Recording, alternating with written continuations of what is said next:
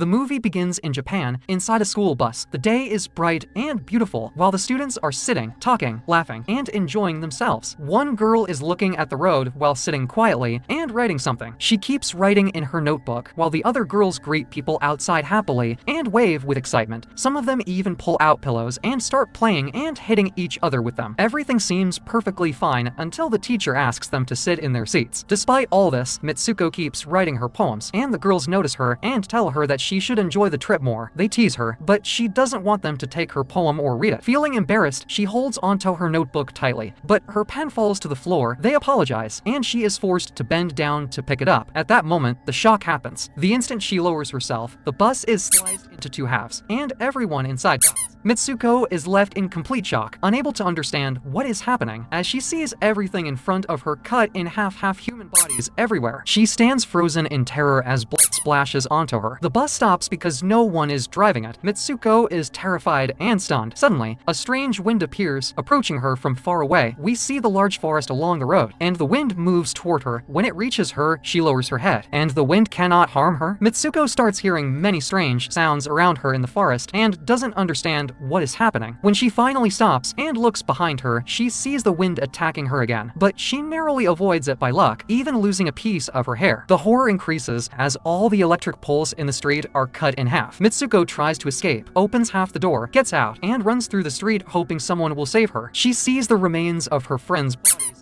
scattered along the road, creating a horrifying scene. The wind continues to chase her while Mitsuko screams and runs desperately. The evil spirit within the wind is determined to kill her. Eventually, she sees people ahead and warns them to get down, but they don't understand what's happening. Sadly, she only manages to save one person. That person asks what is going on, and Mitsuko says she doesn't understand something is chasing them. Unfortunately, a group of cyclists passes by, singing and unaware, and they are cut in half. Even the girl Mitsuko saved is split in half as well. Mitsuko is left alone, with the mad wind spirit still chasing her. She is forced to run into the forest, and after a long time, she reaches a river. The place is filled with corpses everywhere. She is exhausted, terrified, and completely confused, barely able to walk. Her clothes are dirty, so she takes some clothes she finds and changes, then tries to clean herself in the river. She continues walking in a state of shock, not knowing where to go. After walking for a long time, she finally finds her school classmates. They greet her as if nothing happened, and don't understand what she's been through. One of her friends approaches her and asks why her hair is wet. Mitsuko begins to realize that she somehow escaped, but her mouth feels paralyzed, unable to speak until suddenly she starts talking. Her friend realizes Mitsuko is in shock because she doesn't understand how she's still alive. Suddenly, the wind comes again, terrifying Mitsuko, and she collapses to the ground while her friends don't understand what's wrong with her. She keeps looking around, afraid the wind will attack again. They try to take her inside, thinking she drank something or that her condition is strange. The wind suddenly returns strongly, and Mitsuko runs away in panic. Later, we see a normal day at school. Teachers are talking, and everything seems ordinary. The teachers stop in front of Mitsuko and her friend, clearly noticing that Mitsuko is still in shock. Her friend tells them Mitsuko is just having a bad day. Mitsuko starts questioning her own memory, unsure if she's dreaming or if this is reality. She asks if she has always been in this school, and her friend confirms it. Mitsuko says she had a very strange dream and doesn't know if it was real. She wants to explain, but realizes her friend won't believe her, so she stays silent. Eventually, she breaks down and tells her friend that in the morning she was on a bus with many girls, and the wind killed them all by cutting them in half. Her shock is obvious, and her friend still doesn't understand what happened. Mitsuko insists the wind did everything. Her friend tries to calm her down and opens the window to let the wind in, showing her that nothing is there. Mitsuko calms down slightly. They go to class. But Mitsuko is deeply disturbed because everyone she saw die is still alive. Later, she meets her friends, and they decide to skip school and go to the lake to swim in nature. They escape from the teacher, run away laughing, and finally make it out of school on the way. They joke and ask Mitsuko what happened to her, brushing it off as a strange dream. They run through the forest happily, screaming and laughing until they reach the lake. Mitsuko feels relieved that everyone is safe. Her friend reassures her that she will always be by her side and tells her not to be afraid anymore. more. While laughing together, Mitsuko's friend explains Mitsuko's story to the group, saying she believes Mitsuko thought she was on a bus and that the wind killed everyone. The others laugh and mock the idea. One girl, however, doesn't laugh. She listens carefully and says that such things could be possible, especially if parallel worlds exist. She explains that reality might have infinite alternatives and that every action has consequences across different worlds. She demonstrates by throwing a stone into the water, explaining that in another world the stone or the river might not exist, or the action simply never happened. The girls still don't understand or believe her. Suddenly, she explains a terrifying scenario where a crocodile emerges and kills one of them, but then we realize she was only explaining, not that it actually happened. She falls silent. Later, while playing with a pillow, she cuts her finger slightly. They continue playing and laughing. During the fun, Mitsuko sees a girl in a white dress watching them. When she looks again, the girl is gone. Suddenly, the intelligent girl says that maybe their fate is already decided, and they are trapped inside it without understanding. She explains that it's only a matter of time before destiny fulfills itself. Mitsuko asks if that means she can't change her fate. She feels shocked and apologizes, believing she cannot escape destiny. Her friend tells her there is a way by doing something spontaneous and unpredictable without planning. Things like screaming suddenly or acting impulsively. Mitsuko almost throws herself into the river, but they stop her. In the end, they return to school together, unaware of what truly awaits them. They continue running through the forest, then return to the school.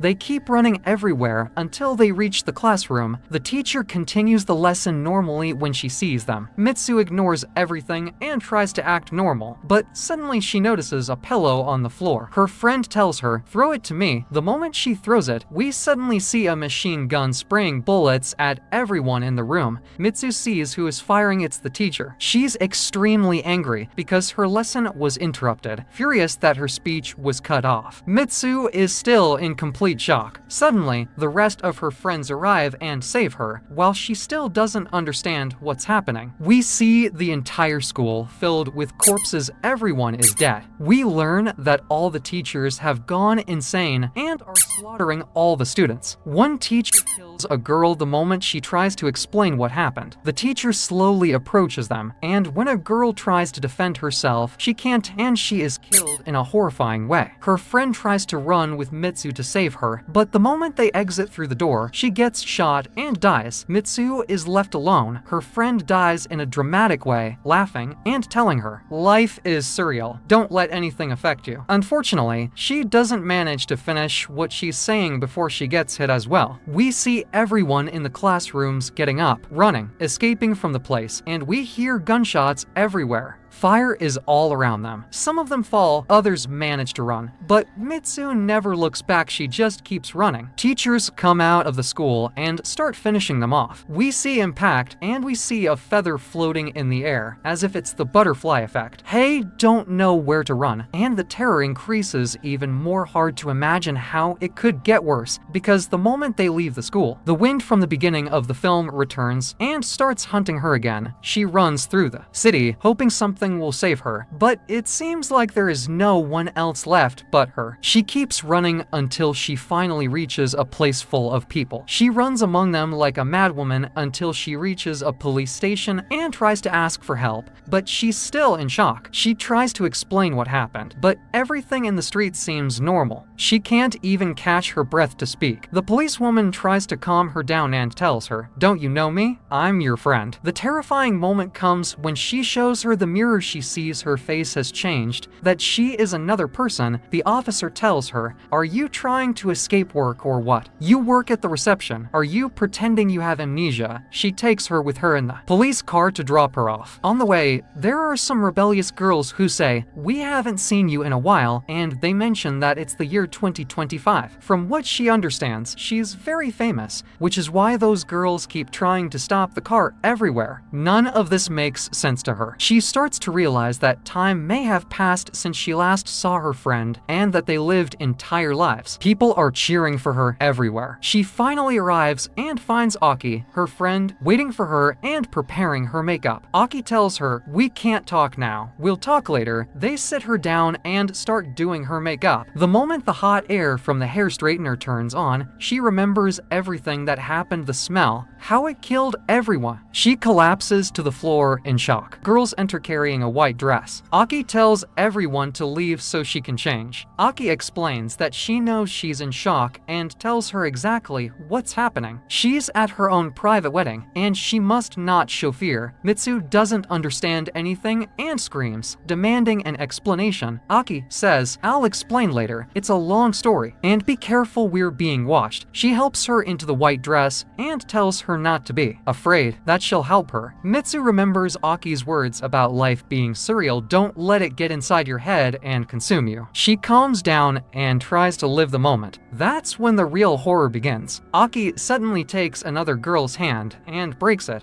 then kills her. Don't ask me what's happening, I don't understand either. When the policewoman enters, Aki kills her too, then continues killing everyone. She takes Keiko's hand, she's the only one left alive, and starts training her on how to kill. They knock Keiko unconscious, put broken glass in her hand, and tell her they have to kill them all. Mitsu doesn't understand what she's supposed to do with the glass. We see people cheering as she walks in, holding the broken glass like a bouquet of flowers. She approaches a coffin in the center, while one of her friends is playing music for her. Suddenly the atmosphere changes, people surround her, start hurting her, making terrifying, strange movements. They tell her, "This is your groom." A man emerges from the coffin wearing a pig's head. They bring out the wedding cake. She loses her mind, stabs him with the glass, and starts killing everyone. People panic and run everywhere. Aki appears and tells her they must escape. Suddenly, two people dressed in black enter, trying to kill them. A fight breaks out, and eventually they manage to kill them and escape. Running away,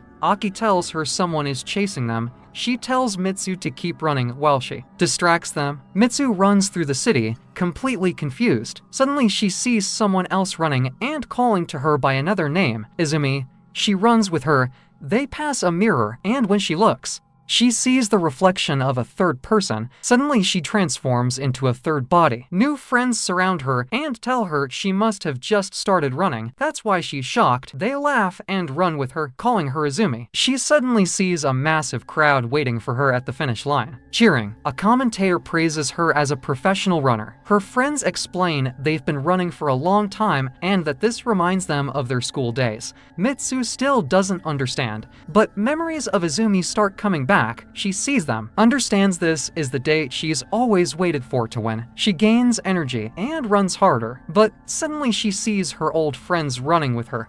And then the pig-headed man and the two girls who chased her appear again, attacking people. They almost reach her, but her friends distract them, so she escapes the track and runs somewhere hidden and isolated. Someone calls her and tells her to follow. We see a feather floating in the air again. They enter a huge cave filled with girls standing upright, covered in blood, as if possessed. One girl tells her, "Can you please die already? Every time you stay alive, we all die. Try to remember." She pulls out a knife and tries to kill her, saying she doesn't even know what world she's in. Suddenly Aki appears and kills the girl. They run through the standing bodies. Aki tells her to do exactly what she says. She makes her repeat her real name, "I am Mitsu." As she repeats it, her true body returns. Aki tells her to close her eyes. When she opens them, she sees two cables coming out of Aki's hand, one blue, one red. Aki tells her to pull them to destroy her. Mitsu refuses, but Aki yells that she has to do it. She forces her to repeat her name again. Aki explains that they were dragged into a parallel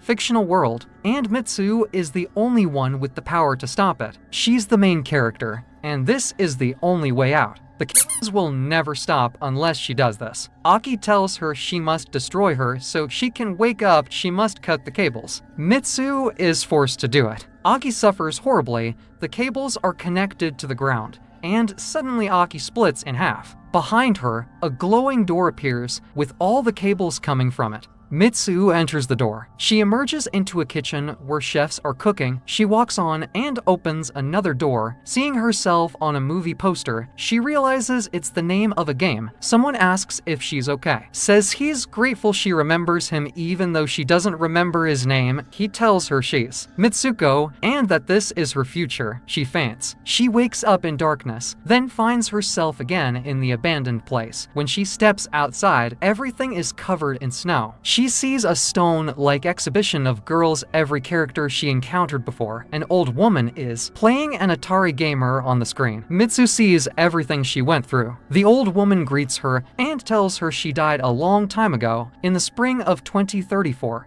They extracted her DNA and that of her friends. She shows her their models in glass cubes, including Aki. The old woman, clearly insane, says her dream is finally coming true after 150 years and tells Mitsu to surrender to her fate. There's a bed waiting for her. Mitsu remembers everything returns to the moment when she and Aki were playing with pillows, when her finger was cut and a feather turned red with blood. She snaps, destroys the pillows, and the feathers turn completely red. She takes the old woman's cane and stabs herself. The old woman goes mad, realizing it's over. We see all memories of the characters: the bus, the wedding, the pen. Horror erupts as all the characters choose to kill themselves, just as they did before. Mitsu runs into a vast white space.